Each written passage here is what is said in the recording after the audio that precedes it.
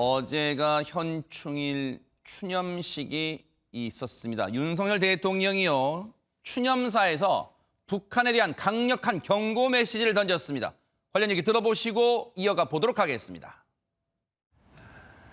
이곳 국립현충원에는 대한민국의 독립을 위해 투쟁한 순국 선열과 공산 세력의 침략으로부터 자유 대한민국을 지킨 호국 영령들, 그리고 목숨을 바쳐 국민의 생명을 지킨 분들이 함께 잠들어 계십니다.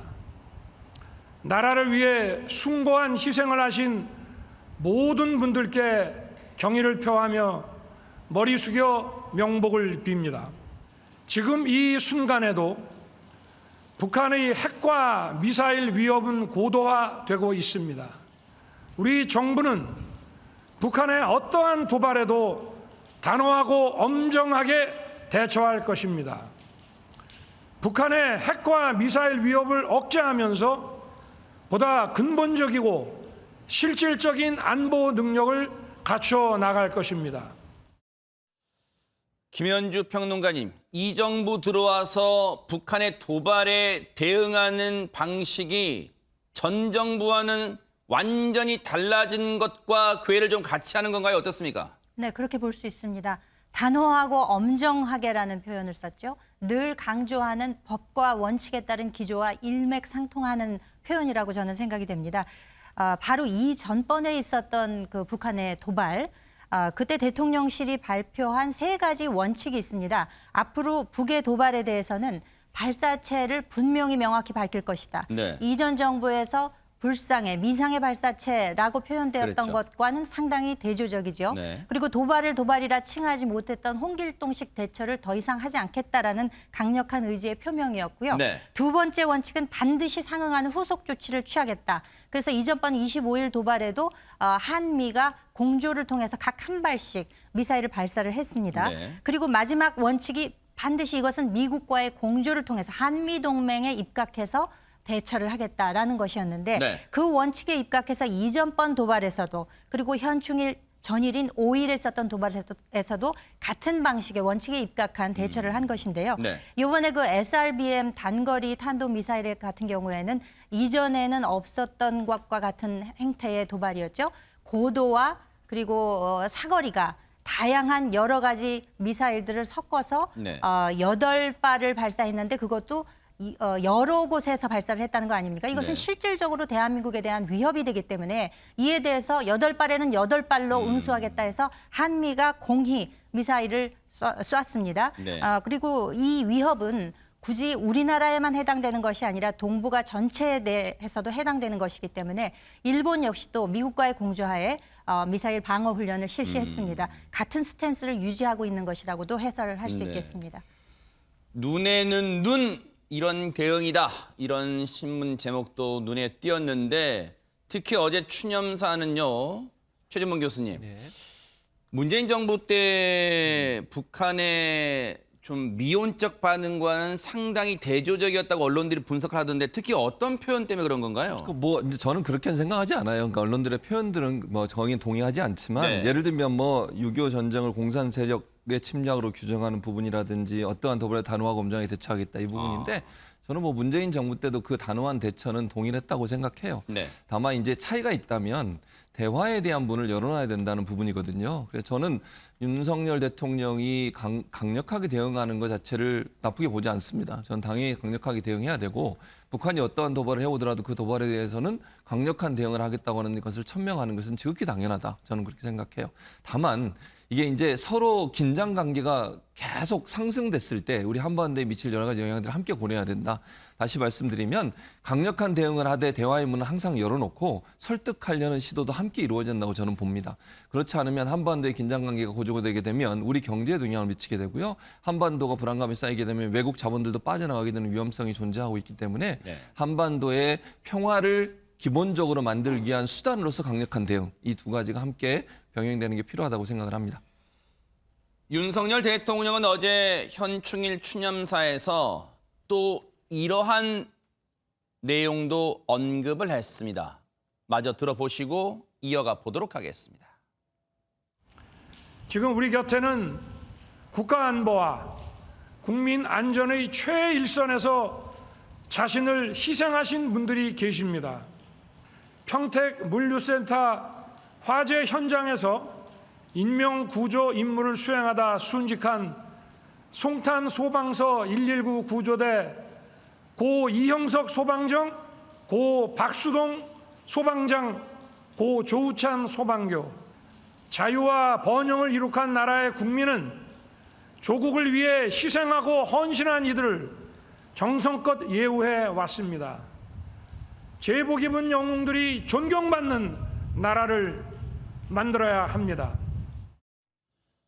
박성배 변호사님, 어제 추념사에서는 글쎄요, 영웅이라는 표현 속에 그동안 우리가 3.1 운동 또는 6.25 참전 그런 분들 호국 영령들에 대해서만 우리가 추도하고 추모하는 걸로만 현충일을 생각했는데 사실 국민의 안전과 생명을 책임지려다가 순직하신 분들의 이름까지도 일일이 열거 있습니다. 그렇습니다. 윤 대통령 자유, 번영을 이룩한 나라의 국민은 조국을 위해 희생하고 헌신한 이들을 정성껏 예우해야 한다고 하면서 순직한 국가유공자 7명을 일일이 호명했습니다. 즉 지난 1월 전투기의 민가 추락을 막고자 끝까지 조종간을 놓지 않았던 공군 제10전투비행단의 고 심정민 소령, 평택 물류센터 화재 현장에서 인명구조를 하다 순직한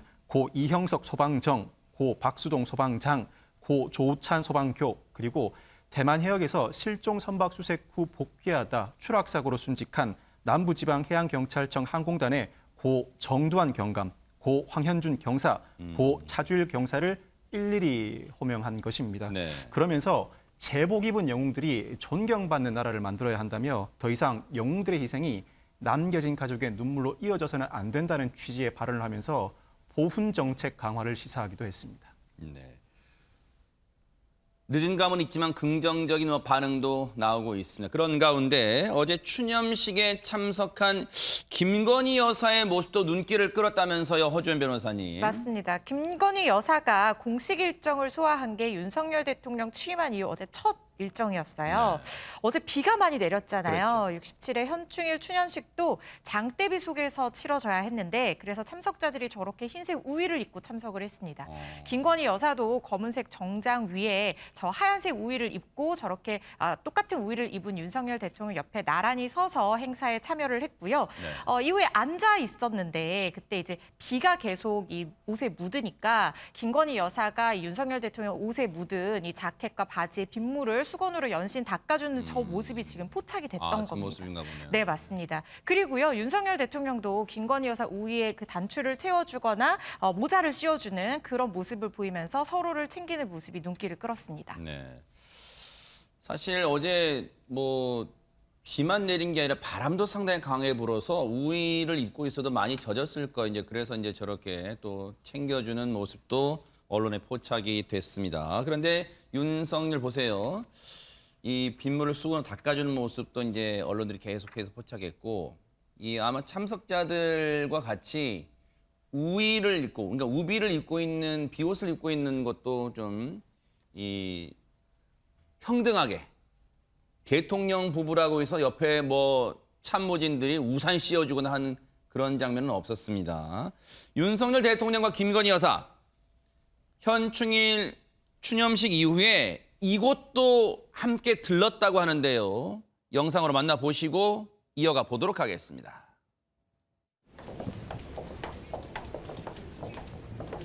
네, 그래서 이렇게 그 양쪽에 고관절과 이제 승관절, 족관절에 이제 고생하셨습니다. 이번 수술 받고 하시느라고. 아유, 정말 이렇게 돼서 저도 영광입니다. 또 정부에서도 보건병원 더 좋게 계속 노력하겠습니다. 바쁘시지만 사인 하나.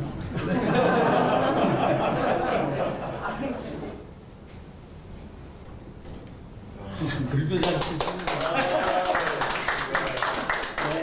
거기에 우리 소개가 들어왔다가 정말 정말 재밌는 입원 치료를 얼마나 하셔야 건강 많이 좋으세요. 어디 쪽에 근육 사실 이제 대통령 부부가 방문을 해서 이 병상에 계신 우리 참전용사분들을 위로하는 과정이 이제 자칫 딱딱해질 수도 있었는데 앞서 참전용 입원 중이신 분이 바쁘시지만 사인을 하나 해주세요라고 해서 좌중에 웃음이 터졌습니다. 근데 진짜 사인을 했나요? 윤석열 대통령이? 네, 사인도 했고 거기에 메시지가 적혔습니다. 어허. 그 메시지는요. 영웅들의 헌신 위에 자유 대한민국이 서 있습니다라는 내용이었는데 네. 이 중앙보훈병원에서는요. 6.25 전쟁 그리고 월남전 참전 유공자들이 치료를 받고 있습니다. 이분들을 영웅이라고 칭한 것이라 볼 수 있는데요. 네. 이외에도 지역 특산물로 구성된 위문품을 전달하기도 했고요. 유공자와 유가족들의 셀카 요청에도 일일이 응하는 모습이었습니다. 아, 이제 사실 이제 저 모습 보시면서 이제 많은 이 땅의 참전용사 그리고 그분들의 자제분들 이제 뭐 여러 가지로 위로도 받고 그러실 거예요. 그런데 김현주 평론가님 이제 중요한 건 어떤 무슨 날에만 특별히 찾아가서 저렇게 위로해드리고 하는 것보다 진짜로 제도적으로 뒷받침될 수 있도록 하는 게 제일 중요할 것 같고요.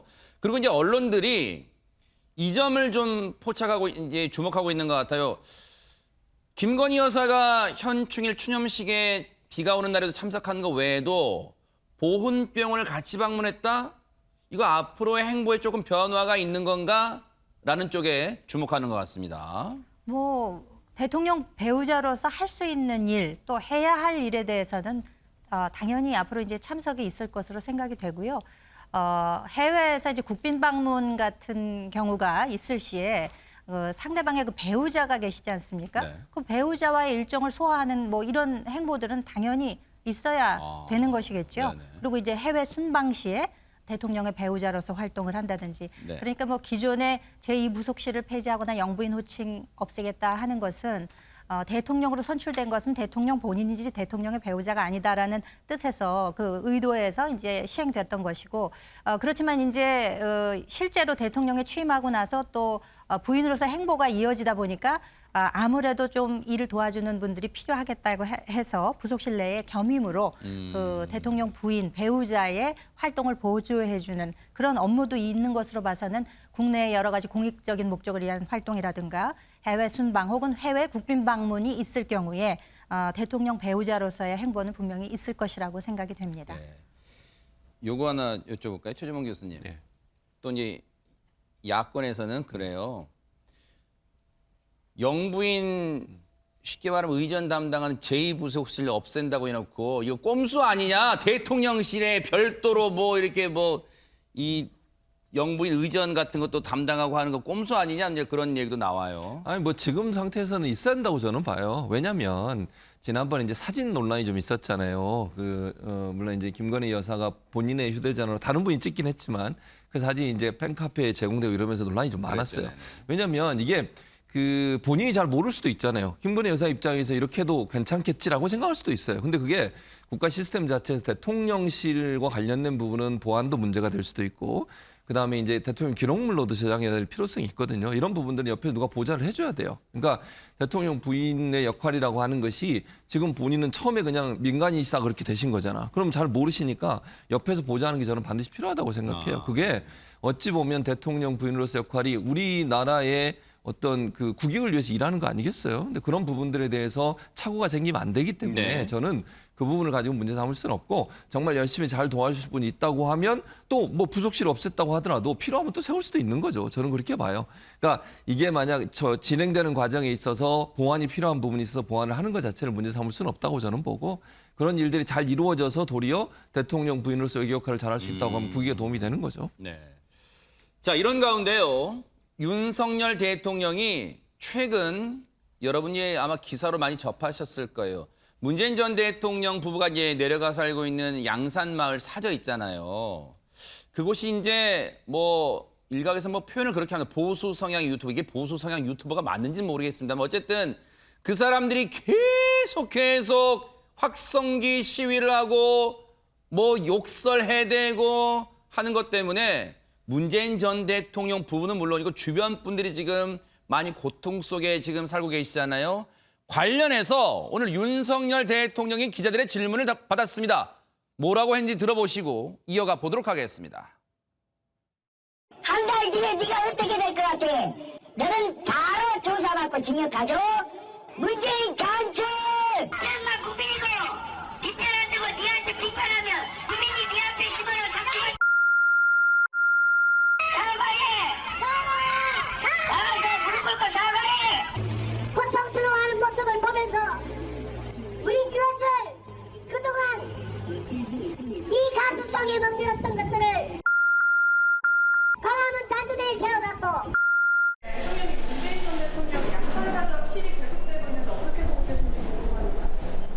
글쎄 대통령 집무실도 시위가 허가되는 판이니까 다 법에 따라서 되지 않겠습니까? 자, 저 발언을 어떻게 받아들이고 해석해야 될까요? 김현주 평론가님. 앞서서 그 북한 도발에 대해서도 법과 원칙에 의거한다는 그 윤 대통령의 평상시, 그러니까 이제 대통령 출마하기 이전부터도 가지고 주장했던 그 기조에 맞춰서 원칙을 중요시한다는 이야기를 하지 않았습니까? 저는 여기서 이 법과 원칙이라는 말에 의거한 원론적 입장을 확인해 준 것이라고 저는 생각을 합니다. 앞서서 보신 내용들에 관해서 실제로 그 문 전 대통령의 사저 앞에서 벌어지는 여러 가지 시위의 뭐 부당성, 그 내용에 뭐 명예훼손에 관한 내용이 포함되어 있다던가 아니면 인근에 살고 계시는 이웃 주민 여러분들이 피해를 입는다던가 이런 거는 이제 사실이죠.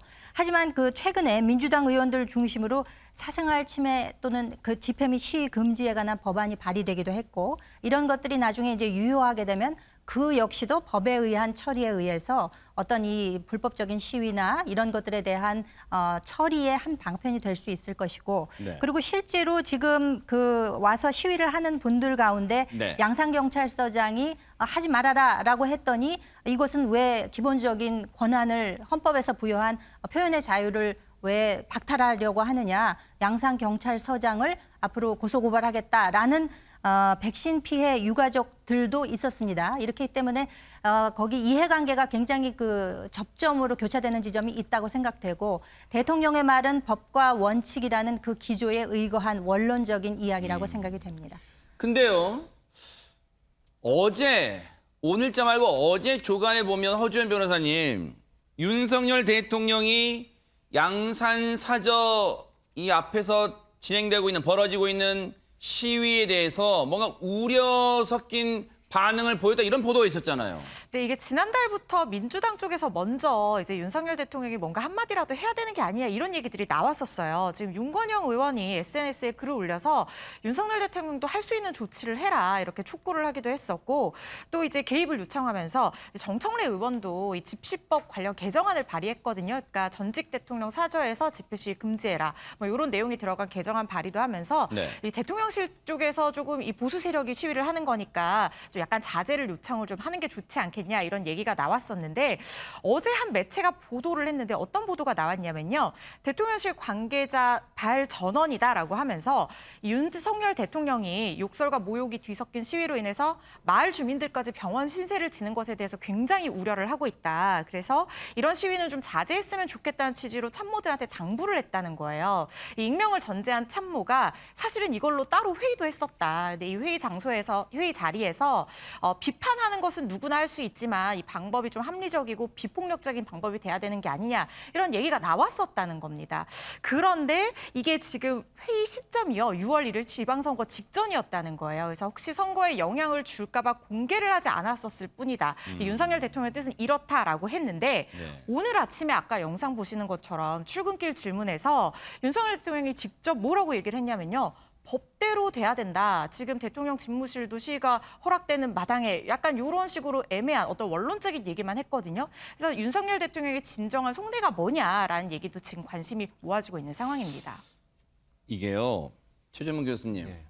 삐딱하게 뭐 보려면 한도 끝도 없지만 물론 이제 김현주 평론가님은 윤석열 대통령이 이제 법과 원칙에 따라 처리될 것이란 것을 원칙론을 강조하는 발언이라고 했지만 이게요, 이제 표현이 그래서 그럴까요? 대통령 집무실 앞도 시위가 허가되는 판이니까. 근데 이 표현을 보면 대통령 집무실 앞에도 이제 시위가 허가되는 판이니까 이 말을 이제 곡해를 하는 분들은 아니 대통령도 지금 국민들의 시위 저 시끄러운 시위에 지금 견디고 있는데 그럼 뭐 그것도 못 견뎌요? 뭐 이런 걸로 곡해할 수 있잖아요. 그렇게 들릴 수 있죠. 네. 그래서 좀 아쉬운 부분이 있긴 해요. 그러니까 윤석열 대통령께서 대통령실도 왜냐하면 이 대통령실 관련된 시위는 어떻게 된 거냐면 대통령실에서 집회를 했는데 경찰에서 그걸 막았어요. 근데 그분들이 법원에 행정소송을 했거든요. 근데 대통령 예전에 청와대는 대통령 관저가 함께 있었기 때문에 관저는 원래 시위를 못하게 돼 있습니다. 그런데 대통령실은 그 법의 범위 안에 포함되지 않기 때문에 해도 된다 그래서 지금 하고 있는 건데 이제 근본적으로 이 둘 시위는 차이가 있어요. 그러니까 대통령실 앞에서 하는 시위는 저렇게 지금 아까 우리가 본 것처럼 그 양산에서 하는 그런 시위는 아니에요. 그건 정말 욕설에 뭐 입에 담을 수도 없는 말이고 밤늦게까지 또 소리 지르고 확성기를 통해서 막 소리 이렇게 하는 행동이잖아요. 저는 시위라고 보이지 않습니다. 개인적으로. 저분들이 저는 보수라고도 안 보여요. 정말 보수라면 저렇게 하겠습니까? 극우적인 그야말로 뭐 극단적인 생각을 갖고 있거나 아니면 본인들의 뭐 경제적 이윤 추구인지 제가 잘 모르겠습니다만 그런 목적으로 이루어지는 것으로 보여져서 좀 이제 뭐 물론 대통령 입장에서 어느 한 부분에 대해서 말을 하는 게 좀 조심스러울 수 있다는 생각은 들어요. 그럼에도 불구하고 좀 아쉬운 부분은 네. 저런 방식의 시위 자체에 대해서는 자제했으면 좋겠다는 말씀을 해주셨으면 네. 더 좋을 뻔했는데 그런 부분이 없어 좀 아쉽습니다. 네. 어쨌든 지금 조금은 꿈틀꿈틀 되는 것 같아요. 이게 사회적으로 문제 더 확산되는 걸 좀 막고자 하는 분위기는 조금 이 모락모락 피어 나오는 것 같습니다. 좀 지켜볼게요.